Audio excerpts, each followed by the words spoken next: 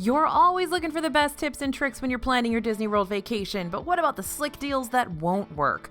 There are plenty of hacks that just aren't going to help, but we've got some info on how to spin them so they might work for you and a few tricks that will definitely work.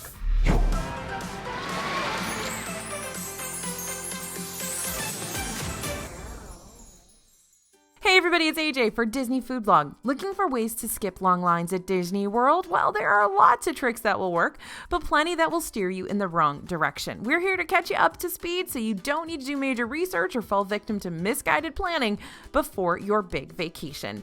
We're sharing some of our top tips for visiting Disney World right now in this video, but don't worry, you don't need to take notes.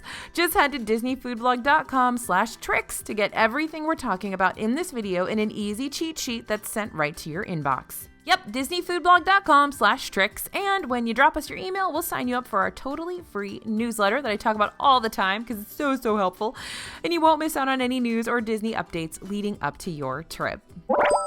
All right, first trick that's not going to work at Disney World, you can't pay to skip the line. If you're visiting both Disney World and Universal Orlando, this can get pretty confusing. Universal offers Express Pass, which is still running right now, but it costs money. Disney World typically has a free way to skip the lines, Fast Pass, but it's not running right now, and there's no way to pay for that perk. I thought Disney tried to make money off everything. Well, Express Pass and Fast Pass not only sound the same, but they're also pretty similar in that both let you jump to the front of the line and skip the long standby line at rides in the theme parks. Now, Disney has paused their free Fast Pass system to help control capacity and ride queues, but Universal has kept their paid Express Pass system running the whole time. Express Pass costs between $70 and $100 per day. You'll either get to skip the line at each ride once or opt for the more expensive unlimited option where you can skip as many lines as you want. Just hop in line, no planning needed.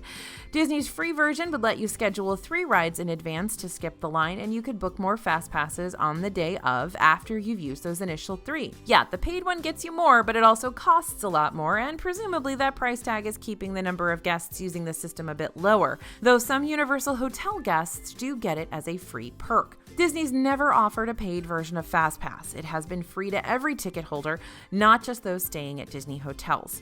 Now, there's a little caveat here. If you book a VIP tour, which will run you at least $425 per hour with a minimum of 7 hours for up to 10 guests, you will get priority access to rides, i.e., you sort of can pay to skip the line, but it's going to cost you at least $3,000. Now, VIP tours can include lots of other things, so it's not explicitly about paying to skip the lines, though that is a big perk.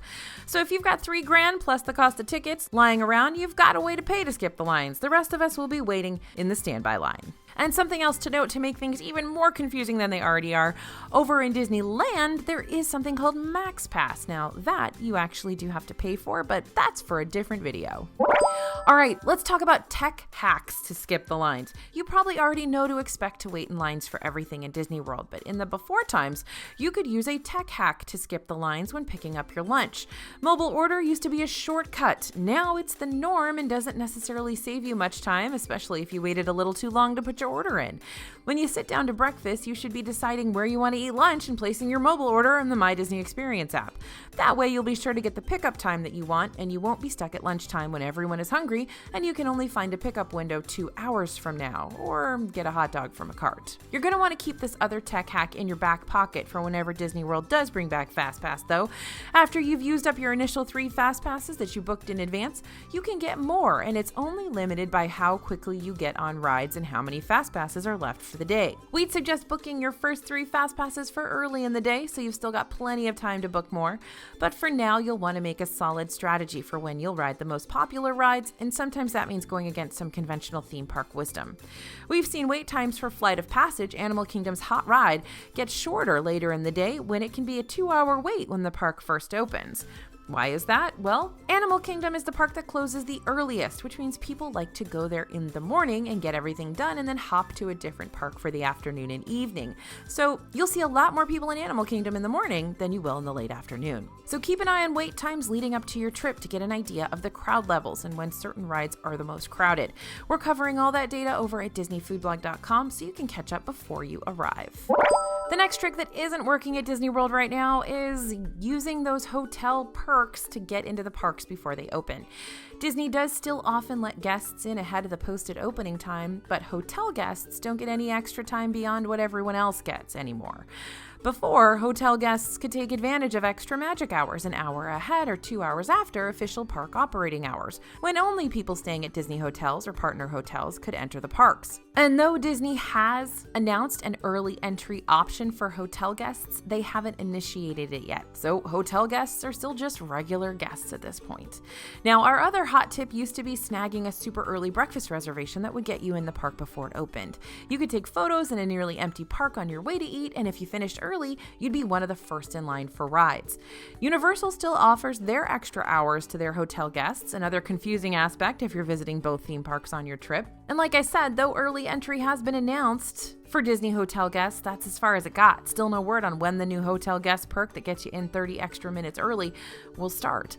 Still, you'll want to make sure you're showing up to the parks before they open. A safe bet is to be at the park gates about 30 minutes before opening time. Why? Because Disney's randomly letting people in early these days. So you can be one of the first in line for whatever ride you want to hit first, and you'll be able to ride a few things before most people make it out of bed and through the gates.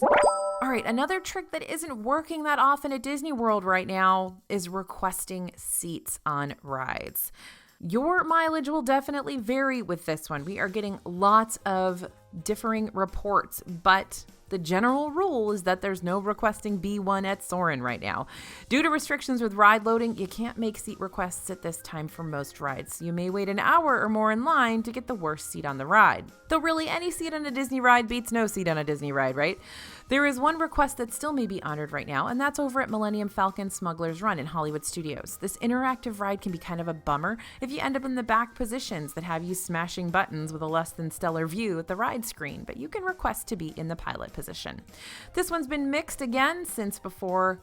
It was a little more acceptable to wait for your own cabin when social distancing protocols were a little more intense. Your mileage may vary if the parks are crowded and lines are long and cast members need to keep things moving. But this is one ride where your seat makes a huge difference, so it's worth it to ask, but be prepared to go with the flow if they can't accommodate you when you ride. But I'd love to hear from you on this one. If you've been at Disney World and you've requested a seat and that request has been granted, I'd love to hear about it in the comments. Has the line not been particularly long? Was it an easy request to grant? But the most important thing right now, y'all, is that cast members are going through a lot at the moment and they are trying to manage a ton of protocol. So that's one more reason to not request a seat, is that you're just kind of adding to the hassle for these cast members and everything they're going through at the moment. So while seat requests can be really difficult to grant at the moment, maybe it's best to just ride where you get put. Okay, another trick that's not working at Disney World right now, that package pickup. We've talked on the channel before about how when you see a souvenir that you really want, you should grab it. When you see it, it may sell out or it may only be available in that one location. And while we still recommend that, you gotta also keep in mind that you'll be stuck carrying that thing around all day long right now. Disney previously would send packages to the front of the park or straight to your hotel for pickup, but that's not running right now, so you'll be schlepping that stuff around the parks with you. They did offer front of the park pickup for certain items during Epcot's Food and Wine Festival last year, as well as over the holiday season, so we'll keep an eye out for that and when it comes back in any capacity, and of course we will keep you updated via the newsletter. And this is a really bummer trick that's not working at the moment, ditching your luggage. One of the most convenient parts of taking Magical Express, which is Disney's free shuttle bus from the airport to your Disney hotel, was that you could check your bags at your home airport and they would magically arrive later that day right in your room. Now, this service was paused due to the pandemic, so you've got to plan to pick up your bags from the luggage carousel before you hop on a bus. And it likely won't come back before the Magical Express itself is discontinued at the end of 2021. Bell services at your hotel can still hold your luggage if you arrive before your room is ready, but you used to be able to check your bag at home and just forget about it. Make sure you don't overpack or that the kids can help carry their own bags through the airports. Another trick that's not working at the moment, meeting a ton of characters in one spot. Now, meeting characters at Disney World is a huge part of most people's vacation, and that usually means waiting in long lines to meet just one or two of them in one go. While with meet and greets on hold, you may be able to see a lot of characters as they pass by in cavalcades, but you won't really get close enough to snap a selfie or meet them. You will also spot some pop-up character encounters, but they're hard to plan around since there are no set times, and that's going to be at most maybe 5 characters on a balcony that you can wave to. So what What do you do if you want to meet some characters? Well, your best bet is to opt for a character meal. Now, you won't get autographs or a hug, but characters will stand still long enough to take a socially distanced selfie with you. But character meals aren't the major time saver they once were, and most are Mickey-centric. So you might only do one character meal because you've already seen Mickey wave to you over your Mickey waffles on this trip. But this is your only shot to get decent one-on-one time with characters at the moment. We'll be waiting for news on other character meals, and we'd love to have lunch with the princesses soon too, but for now, you'll just need to wave as they cruise by you in Epcot's World Showcase or down Main Street. And by the way, if you guys remember Character Palooza, where lots and lots of characters were training all at once at weird random places, like that alley right next to the America Pavilion in Epcot or over in Hollywood Studios right before Fantasmic, Character Palooza's not really happening right now either. So that's a great tip for after the pandemic is over, but for now, that's not going to happen.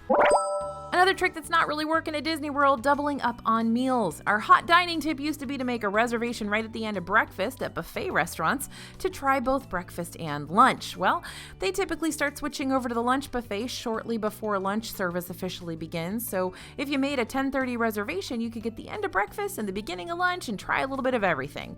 However, Disney has put a hold on all buffet meals and altered the service to be either a prefix meal or family-style dining where you're locked into whatever meal period you've booked your reservation for. There's no word on when buffets may return to Disney World. My fingers are crossed for never, but we will always be updating you with the latest information coming out of the parks over at DisneyFoodBlog.com. So there are a whole bunch of our typical tips that won't work right now because of COVID protocols, with a few workarounds to make things a little easier for you, I hope. But how about the secret tips that still work? Well, let's talk about those. First up, ship your souvenirs straight home. Okay, you can't send it to your hotel, but you can send your souvenirs straight home when you purchase something at any store in Disney World. You just need to pay shipping costs.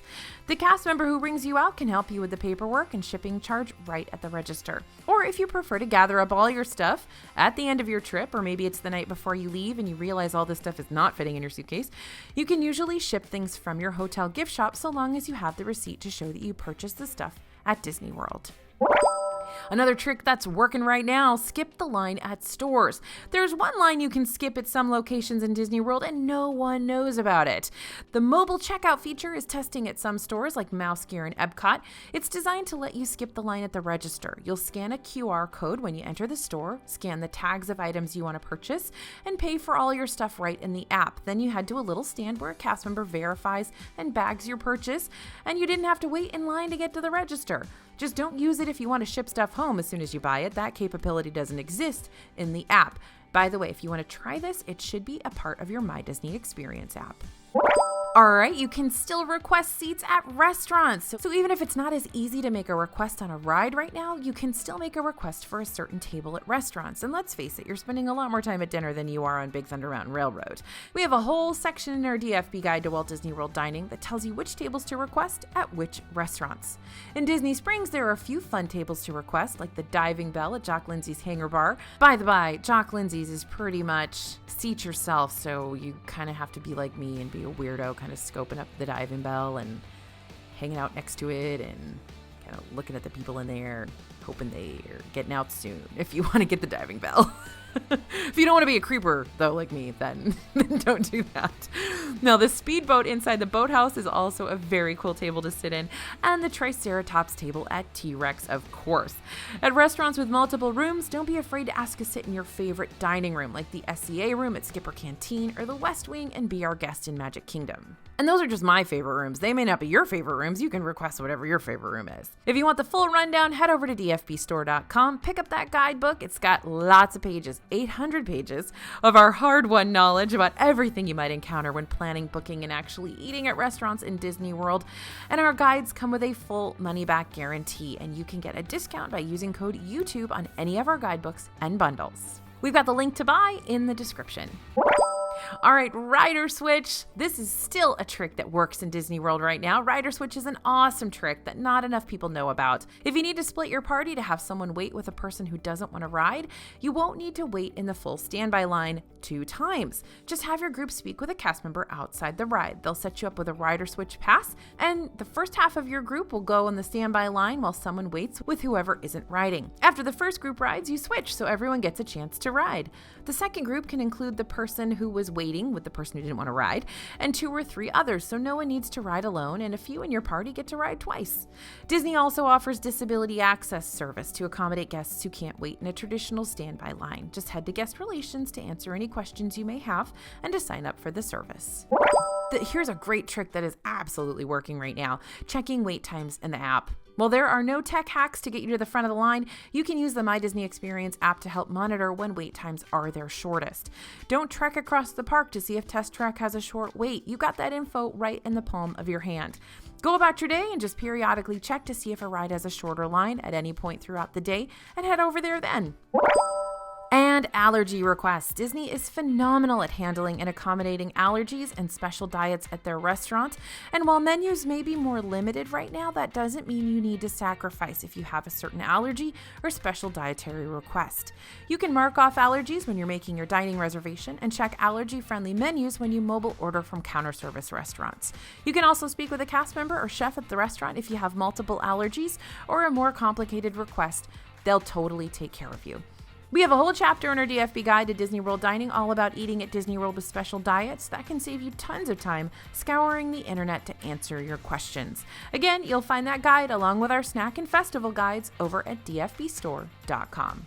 And don't forget, you can get all the info we shared in this video in a simple PDF to have the notes at your fingertips while you're planning. Just head to disneyfoodblog.com/tricks to get it.